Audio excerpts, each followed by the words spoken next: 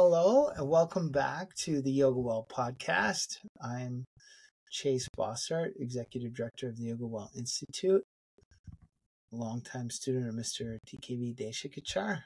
We try to cover all the different ways that yoga works, all the different impacts that Viniyoga has on life and health and relationship and spirituality. And today I have a longtime friend and student and colleague, Jennifer Vasquez, who is an assistant professor at the Texas State University School of Social Work. Thanks for coming, Jenna. Thank you. Glad to be here. Give us a little background on your yoga journey. You have a very interesting yoga journey. You've been at this game a long time. Tell us a little bit about how did you discover yoga and what have you done along the way? Sure.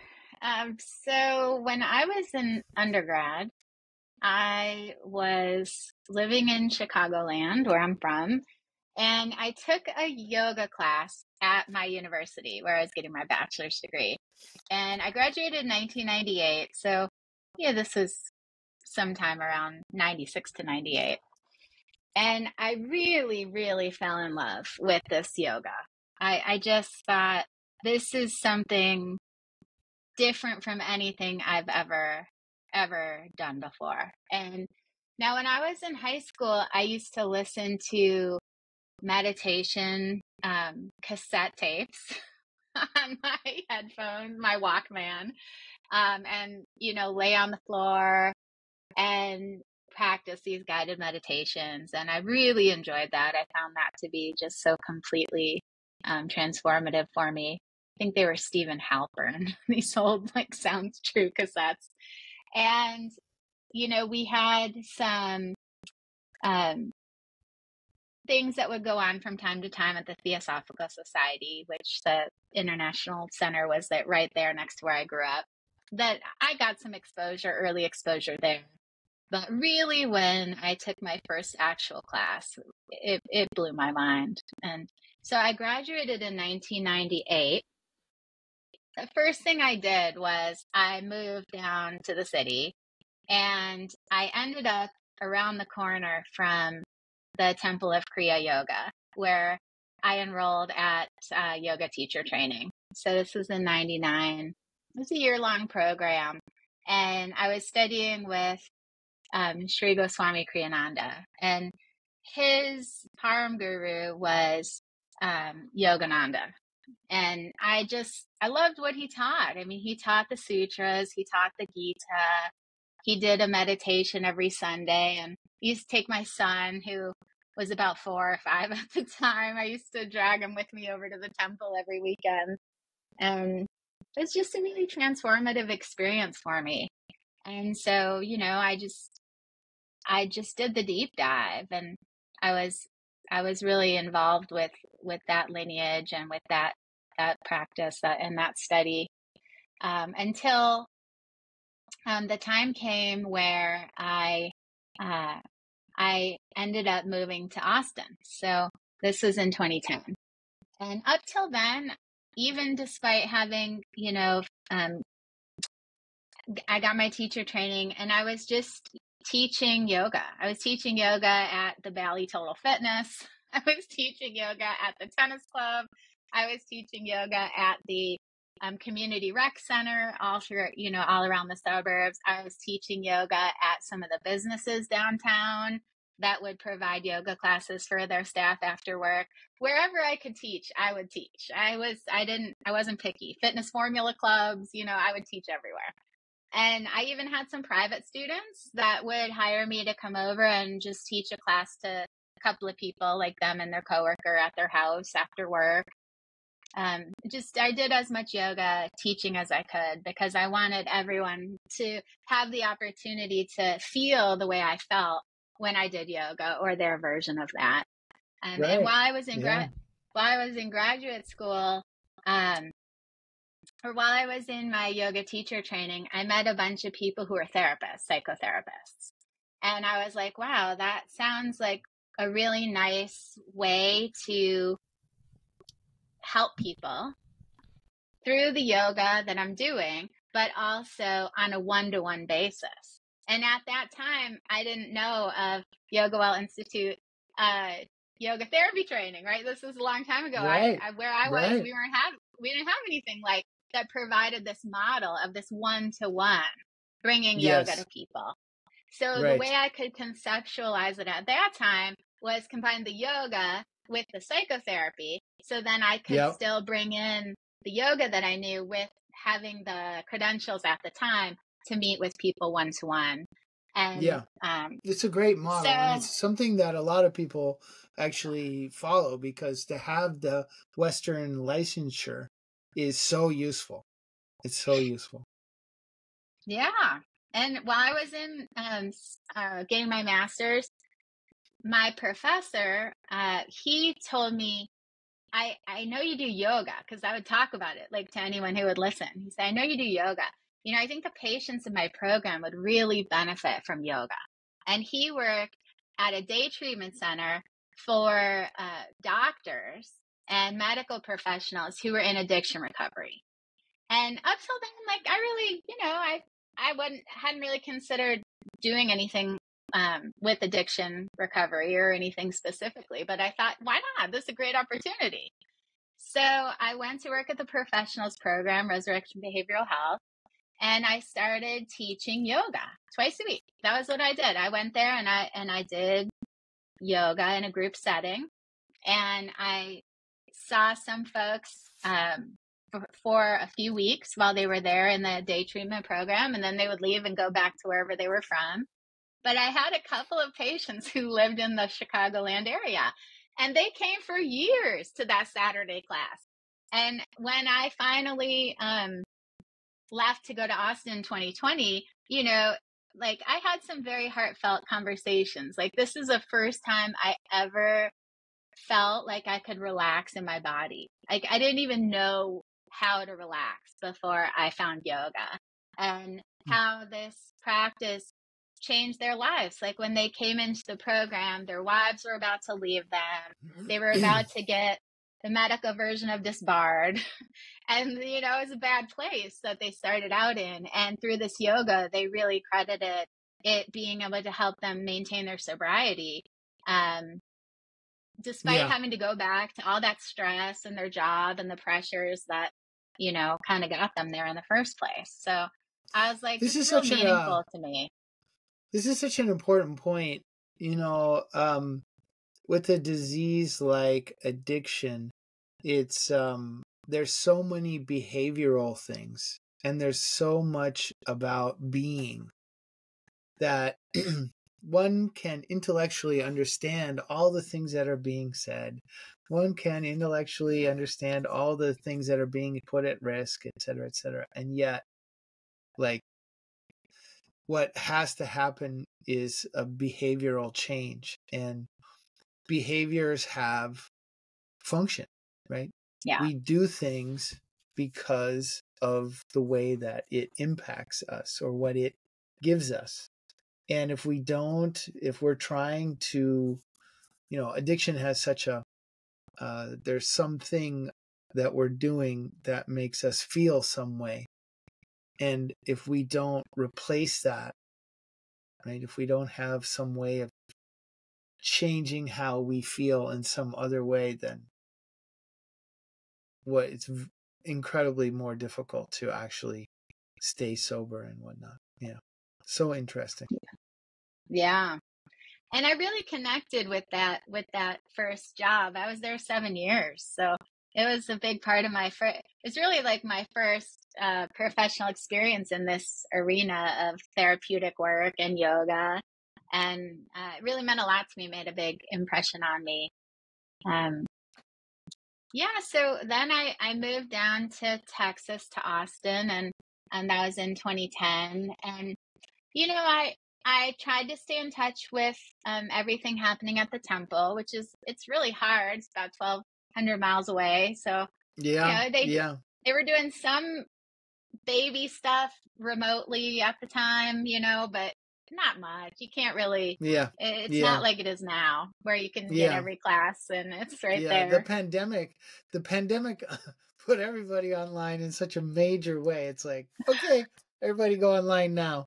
And yeah, Yeah. so Yeah. And, it's really quite a number of years, about 4 or 5 years, I was looking around, looking for a yoga studio, trying to find the thing that we had at the temple, trying to find a teacher that could teach that, like the way that the types of things that Kriyananda was teaching. And it was in 2015, actually, that I was finally like, Kriyananda had passed away, and I knew that that relationship wasn't going to be the same anymore.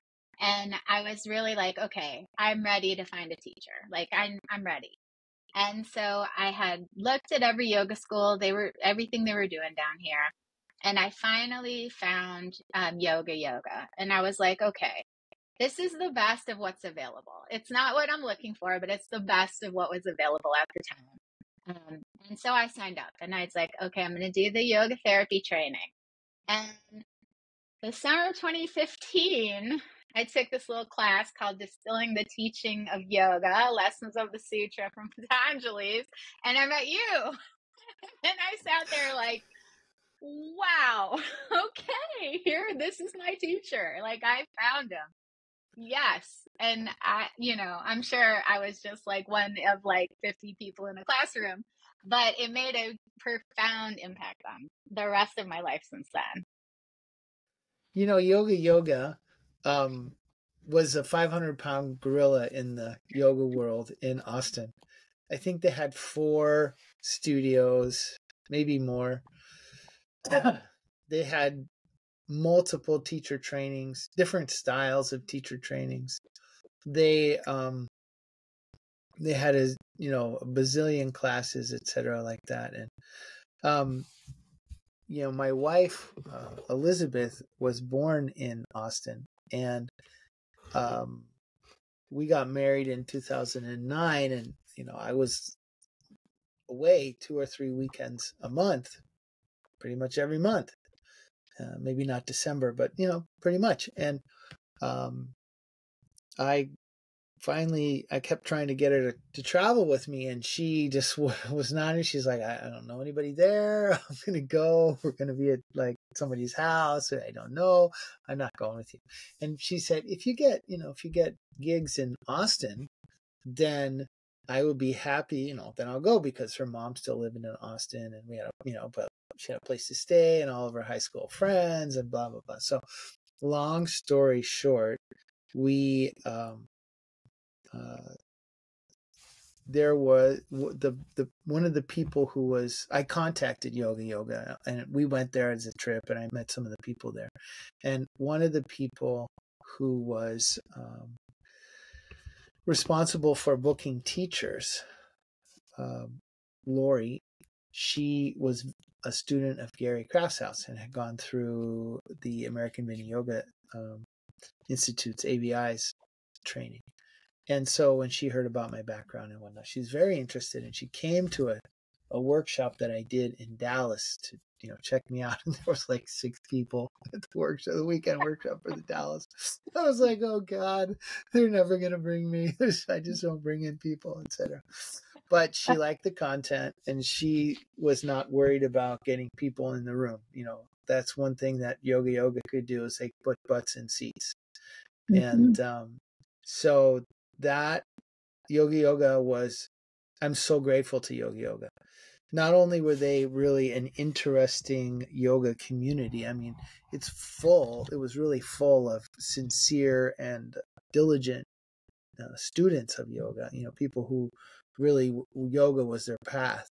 But they also, were very supportive for me. They would bring me in several times a year, 3-4 times a year. I would teach, for a week or 10 days, broad ranges of stuff. They would have yoga sutras or Bhagavad Gita or pranayama or meditation or course planning for, I taught in various portions of their teacher trainings.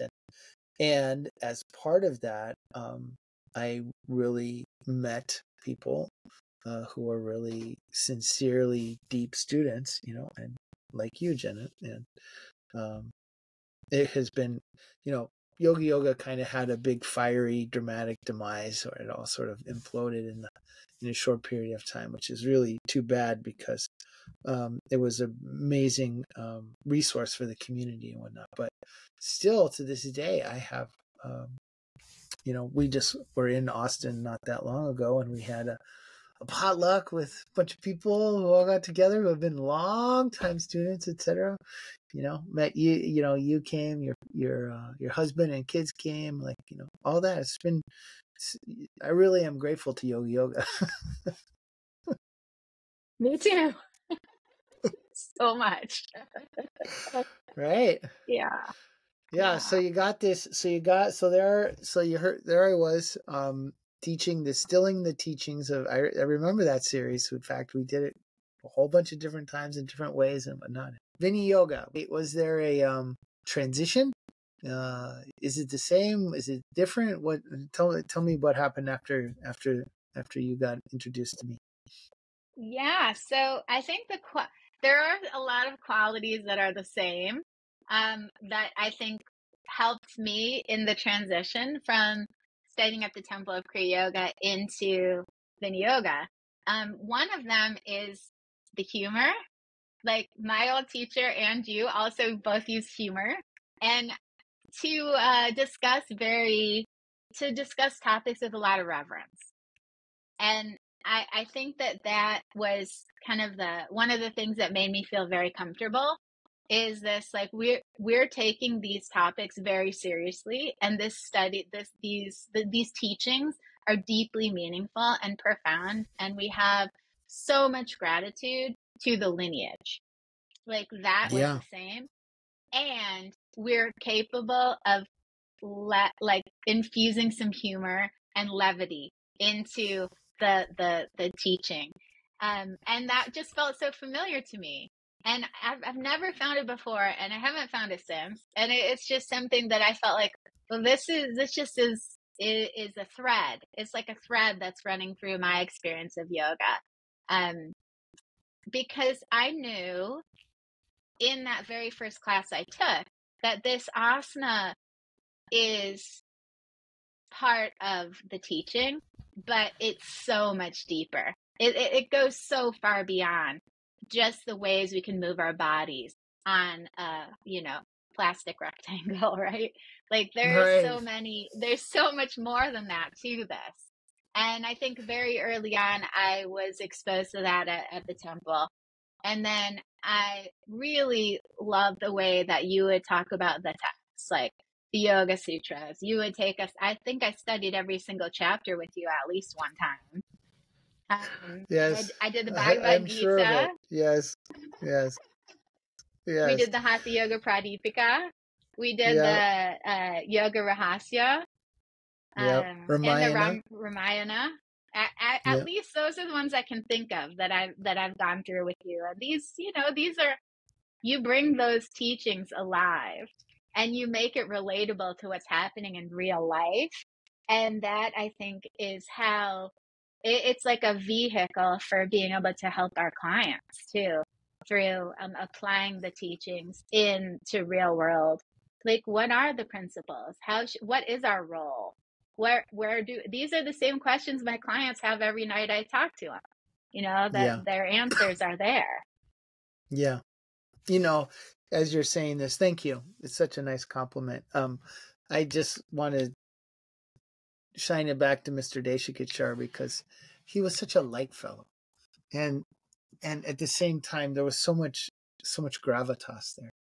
And he had a wonderful sense of humor, and he would joke around. And at the same time, he was also very, very serious and really held these topics and these teachings and whatnot with utmost reverence. And so nice to hear that reflected back. Thank you. And then we started working together in a one-on-one classes and whatnot. And tell me about the implementation of Viniyoga in your life, your practice, etc. What's happened there? Yeah, it's really been profoundly transformational for me. And I remember you saying something pretty early on in like a group lecture where you were talking about how, we don't move necessarily all that much, but the result is and can be very dramatic, and it can have so many ripple effects into so many different areas of our life for such small movements at times. And I started my practice, and I really have had so many transformations personally, professionally, relationally. I made a major decision to leave a job that I had been at since coming to Texas. A huge decision. I was at a job with a lot of responsibility, running a clinical program. I had 10 people in my supervision, and it was really difficult decision to walk Yeah, you're away from that. doing really interesting work as well, really helping society. Yeah, it was meaningful work, and I had a lot of gratitude to the folks that had given me my first official social work job since my master's degree. I mean, it was the job that got me down to Texas. And it wasn't the job. It wasn't going to be the ultimate job. But interestingly, it gave me a lot of skills that prepared me for my position I have now. So I made a major career change. I've my relationship has improved dramatically. My confidence and communication skills, my ability to express my feelings and needs have like just really grown. I think that this is one of the major things for me in observing you is that your ability to recognize how a particular situation is impacting you and then to communicate about it to people of power or authority, etc., has shifted dramatically, and that you have had to really face some difficult situations, and you have done an amazing job of showing up without being emotionally triggered or whatnot, just to be able to say, this is what's happening, and this is what's happening for me, and this doesn't work, and the change that I need is, and then to actually stay with it and hold it. And it's been amazing. You've done amazing work. It's really been awesome to watch. Thank you. Yeah, that I really feel like those things have come out of my practice. Those particular skills have really grown in my practice. And I think, this ability to see something and believe that I can make a difference with it, I think it has also grown. Like, rather than just saying, okay, I'm seeing this thing, either just hopefully it'll go away, or maybe I'll get used to it and adjust. This sort of like, I'm just going to go with the water happening here and go along. But now, no, I can address things with much more confidence. And one of the things that I think is so profound in my personal journey with Viniyoga is, at first you do have to borrow the teacher Shraddha. And there were times when, no kidding, I would say, Chase believes I can do it. And like, he believes actually not just that I can do it, but in me. And that would be the thing that I would hold on to for real. And like, now I have it. Yeah. In myself. You have it big time. Yeah. Yeah. You left this job, you entered into a PhD program, and you came out of the PhD program and got a tenure track assistant professorship. It's Yes. like you you know that funny line in Caddyshack about be the ball, see your future. You did. Yeah, You that's did. You recognize, okay, I'm in this job and there's a lot of good things about it and etc. But I feel like there's a lot more for me to do. And in order for me to do that, I have to go and you've done a tremendous amount of work and at the same time it's like I now feel kind of like, okay, everybody watch out, get out of the way, here comes Jena. She's gonna do something. She's gonna come in like a catapult, 1,000-pound catapult. It's gonna knock everything down. Watch out! Here we go. Because you show up, and you show up with confidence, and you show up with real belief that something is going to happen. And I yeah. mean, obviously, it's not completely without fear or without trepidation, but it is like a feeling like, oh no, like this, I'm supposed to go in this direction. I'm going to do this thing, and things have really responded to that. Yeah, it's been Yeah, amazing to watch. it's funny. I'm in this faculty success program, which is for new faculty, junior faculty, people that are new to the academy, as they say. And I had met with you for the first personal, like in-person session I had had for a while, and we changed my practice up a lot. And the next session, I've been doing it every morning. The next session I went to with these people I'd been meeting with every single Wednesday for like since the start of the semester, and they were like, "Wow, you're showing up in such a different way. Like your voice has even changed. Like the way like the way you're in the space is different." And I'm like, yeah, they just changed my practice. So that's, it's having an effect. It is powerful.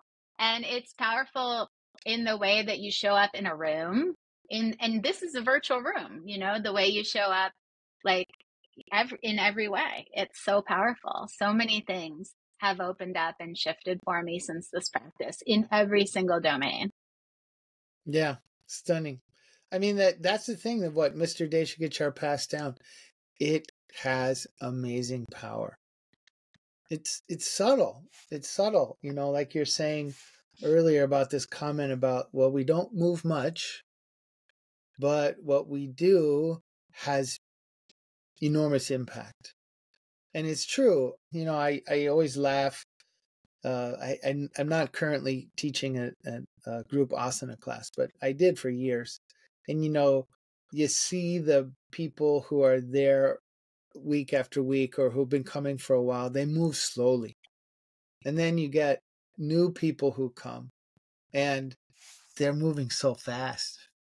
And, they're kind of looking around the room like, WTF? What do I do? I mean, can I move that slow? I don't think I want to move that slow. I'm here in a yoga class, and it's such an interesting. There's a hump to get over with Viniyoga, where we have to be willing to drop some of the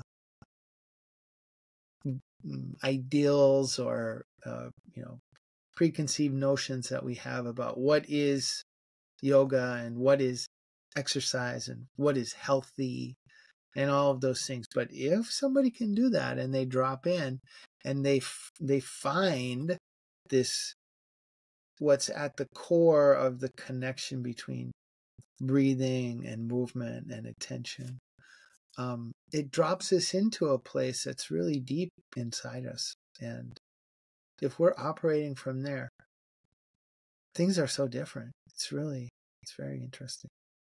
Yeah. So you're now in this tenure track position, and you're tasked with doing research and publishing papers as as the bane of every academic's life. You must publish. So tell me, in general, what are you wanting to research with yoga, or what are you wanting to publish or to show, or what's your interest? When I was getting ready to interview for this position, one of the things I had to do was I had to do a presentation. And at the presentation, I had to basically pitch what I would do here. Like, what am I going to be doing? What's my research agenda? What's my I plan? remember. Yeah. And, I'm here in school of social work. A lot of people researching a lot of different things, trauma, addiction, you know, uh, military, all different, CPS, all different, child protection, welfare, that kind of stuff. So that's like that's kind of the norm. But I thought about it and I was like, what do I really want to know? Like, what do I really like? What is my heart's desire in this idea of finding out how something works? And I thought about it and I thought about it and I said, well, what it really is it's yoga. And, I can go in there and I can be like, it's trauma, it's addiction, it's these other things that I have had experience studying up till now, which are of great interest to me. Or I can just tell them what is my heart's desire, which is I want to research yoga. It's a risk because they could say yoga, well, you should be in the exercise science building because they've already got all that stuff going on over there. They've got heart rate measures happening and all of these kinds of things, and that's where you belong. But no, I saw a space for yoga research in the social sciences, in understanding not only how yoga affects blood pressure, heart rate, gestational diabetes, and all these other things which are profoundly important. I saw a space for how does yoga affect anxiety? How does yoga affect depression? How does yoga affect addiction? How does yoga work? And not just yoga in the generic sense, and definitely not just mindfulness meditation, which is very digestible for this, academics. What I wanted to know is how does Viniyoga do this? Like, how does Viniyoga work? And how is it affecting all of these domains that are, maybe more along the lines of like somatics, and that sort of thing. So that's what was of interest to me. And I took the gamble and I rolled those dice and, I pitched it. And I've said to my school director, I want to open a yoga lab, a yoga research lab. When she asked me to meet, well, I got the job, spoiler alert. But when I got my first one-on-one meeting with my director, who's a military researcher, very, regimented in those ways. And I said to her, she said, what do you want to do? I said, I want to open a yoga research lab. And that's what I'm setting out to do here and there already is one. There's one down the hall and they've got a lot of machines and a lot of things that stick on you and they're doing their thing and God bless them.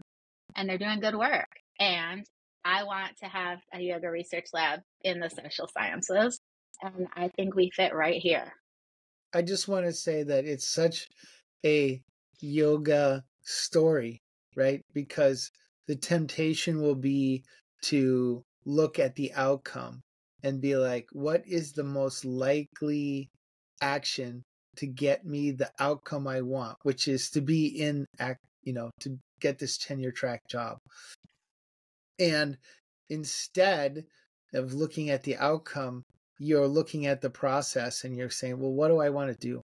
I want to do yoga. And I don't want to have to like cover it up. I don't want to have to start out with trauma and then slowly add more and more yoga and then eventually say, well, actually we're studying yoga. We're the trauma yoga thing here. But I'm just going to go and do what I wanted to do and be authentic and forward. And it's awesome. It's so yoga. It's great. And, so far it's been well received. I just got asked by 2 colleagues who are senior faculty to come do a 90-minute yoga class as part of their research on Save Our Workforce. And it's like a workforce intervention thing that they're doing in a massive grant. And yeah, I get to design. I mean, I get to now collaborate with my colleagues on that study, and I get to be the girl that goes in and teaches yoga for 90 minutes to people who are in social work and healthcare. And I get to give them the tools. And that's why I wanted to do it in the first place, which I wanted, I got to go there and work with the doctors. And I got to give them something like, you can take this with you wherever you go. And you have this breath, you're going to have this breath thing that we do, no matter where you are. And if you're on an airplane and you're like freaking out, you can do the breath. If you're at a meeting and it's stressful, you can do the breath. One of the studies that I'm really excited about that I'm working on is, there's this licensure exam that that social workers have to do.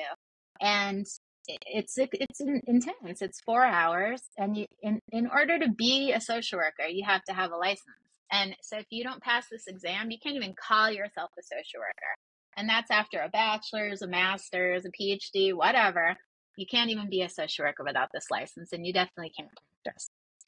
But the problem is people of color aren't passing the exam.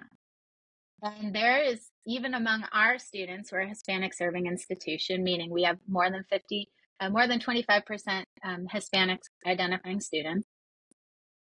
They are passing the exam at a 40% rate below students that identify as white. And the national statistics, we've got decades of data. It's across the board. It's a problem. So I thought about it and I was like, okay, here at a Hispanic serving institution, we've got these students. They want to become social workers. They want to get out there and help people, but something's getting in the way when they get to the exam. And I thought, I want to teach them some breathing. Test anxiety is real. And I just want to give them some tool. So when they're in there and they're thinking about, their grandparents that gave up everything so they could be there in this, in the chair, having this opportunity, and they're piling all this pressure on themselves, to pass this exam, that they have a tool. It's like, oh, okay, I can do this breath, and help themselves to change their own state. And then they can be in a place where, they might have a different result. I don't know. That's one of the things we're going to study. But I love these opportunities to actually teach people something that they can use, something that whether they ever take another yoga class or not, they have a tool and they can take that with them and do that anywhere. And that's something that I feel really passionate about as a yoga researcher. And also looking at the ways that having these practices and these techniques can help people really transform their lives. And I think that yoga is in every possible way just as powerful, if not more effective, than any psychopharmacological medicine you could take, any other type of therapeutic intervention that you could do. I think yoga's, toe to toe with any. I would put my money on yoga every time.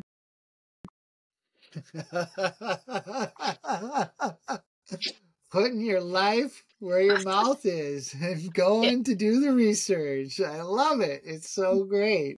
It's so great. So, so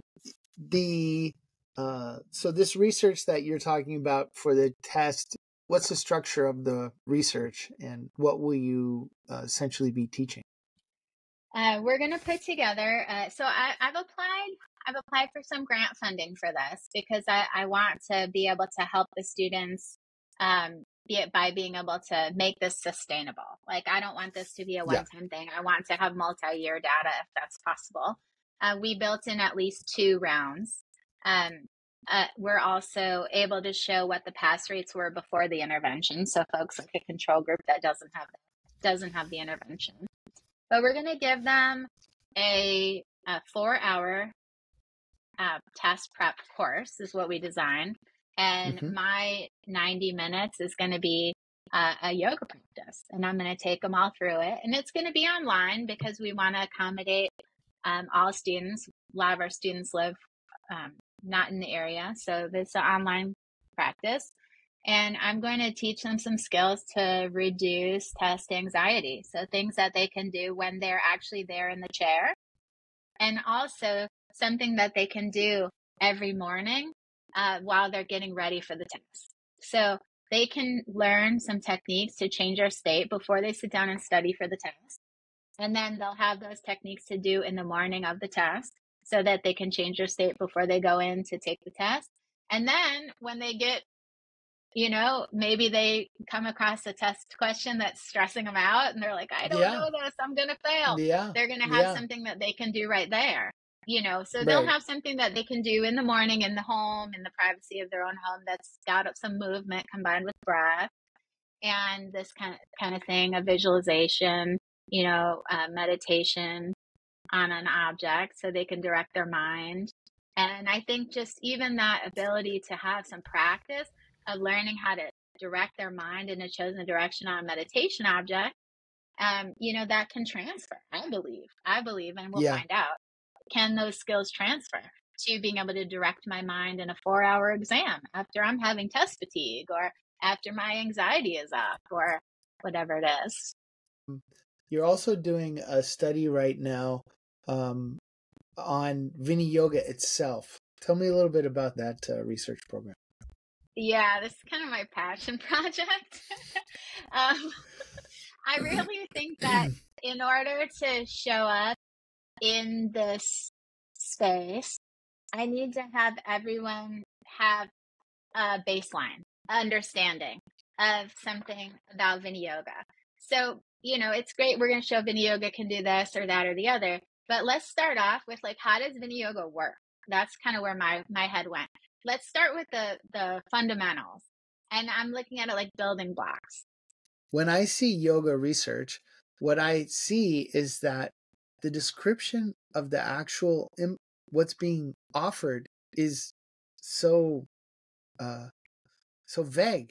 It's like, okay, so what is the research? Yoga is an experience, okay? So we're going to give them an experience. And then what is the experience? Yoga. But then they don't describe it. They don't define it. Well, they did this posture or that posture. Da, da, da. It's like, unless we can get some more specificity around what it is that is the experience that is in the research, we're going to have a very hard time conveying it, because it's not like a pharmacy. You can say this is the chemical compound and this is the amount and this is the frequency and this is what people did. But with yoga, we need to define what is the amount. What's the chemical compound that we're giving? I mean, obviously not chemical compound, but what is it, the experience that we're giving? Yeah, so that was really important to me because I want to do Viniyoga research, but I think that in general, the people who are going to be reading the article, maybe they don't know much about yoga. Maybe they think yoga is what looks a lot like aerobics, in sometimes like asana.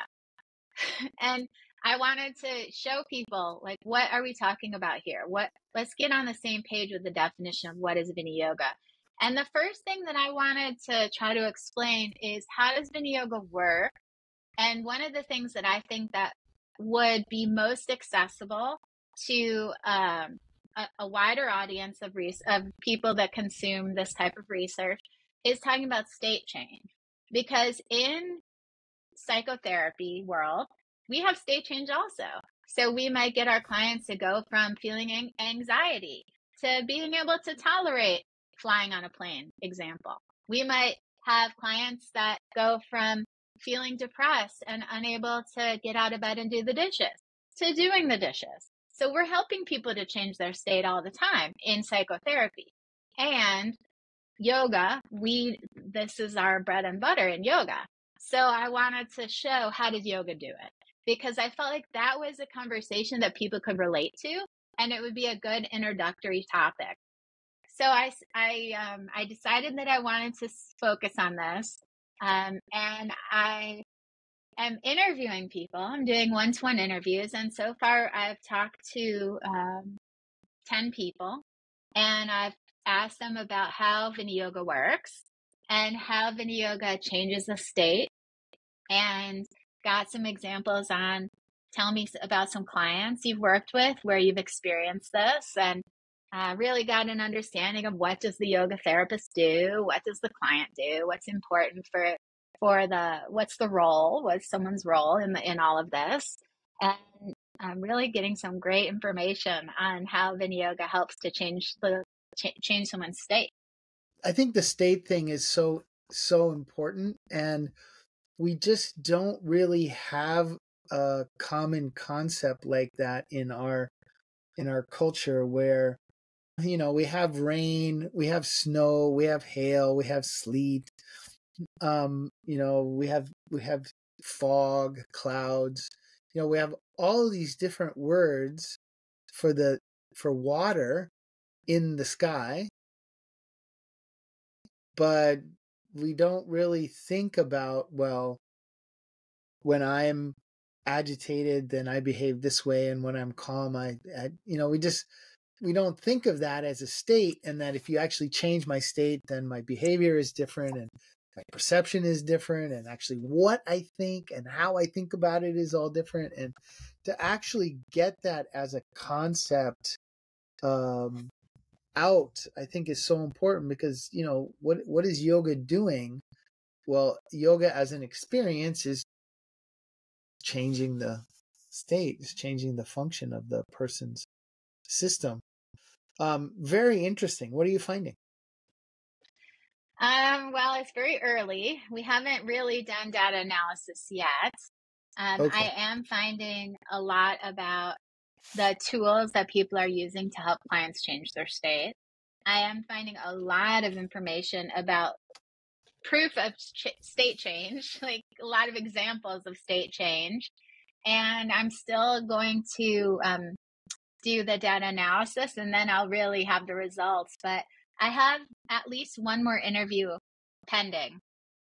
Yeah, I remember you wanted to have at least 15. So we'll have to get you a few more people to talk to. Yeah. Yeah, I think a couple more people would be great. That would be great. Yeah. It's very interesting. It's very, very interesting. And then, give me long term, if your career is successful, and you have all this interesting and fun work, what are you doing in, say, 10 years? Yeah, so I would really love to be running the research lab, continuing to study yoga. Ideally, it'd be great to be able to be a place where people think about coming to study. We're an emerging R1 institution. Texas State is in the run for R1. I would love for Texas State to be a place where students think about, like, oh, I want to go study about yoga. That's what is important to me in this type of research, the social sciences, and to have students want to come to GRA in our research lab, that want to continue on and carry on the work being done to understand how yoga works and to show that it does. And, I want to say, yoga doesn't need me to legitimize it. It's been around for like ever. And it's different when there's some evidence-based. It's true that when you can start to show through peer-reviewed journals that there's an evidence base established for this practice, that it becomes more and more acceptable in the Western world. And I've worked for a long time in agencies, and the practices that get presented to the clients in need are the ones that can show, based upon the evidence, that they have an effect. And, I want those survivors of sexual assault and domestic violence and whatever it is, I want them to get yoga. I want yoga to be researched. I want to be able to say, like, here's the evidence. This will help to address these symptoms that your clients are experiencing. And, I don't want it to just be cognitive behavioral therapy everywhere you go forever and ever. And I think that is really what one of my passions is, opening up this type of evidence base for yoga in the social sciences. That's where my heart is at. It's a beautiful vision. I love it. I love it. And I see the future. Get out of the way of Jena. Everyone, here she comes. All right. I love it. It's so good. Jena, such a pleasure to talk with you. Thank you so much for taking the time to talk with us. And really wish you all the best in your continued work. So proud of what you're doing and how you're doing it. Good job and keep going. Thank you. Before we leave, tell me how people can find out more about your work. And I know you have a company that is also doing one-on-one sessions and things like that. So tell us a little bit about where to find you and what your company is, etc. So my son is also a social worker. He just got his LCSW a week and a half ago, actually. And he and I have, I know, yay. And he and I have a group practice. It's called Inspired Practice, LLC. And we provide yoga therapy, individual therapy, group therapy. We do trainings and all kinds of good stuff. So you can find us at inspiredpractice.com. And you can also find me at yogajena.com. And that's my little personal site that you can learn more about who I am. Yogajena.com. Great. And we'll just look forward to an update in a future podcast to find out what's going on. Thank you so much for coming today, Jena. It's so nice to talk. Thank you. Thank you, Chase.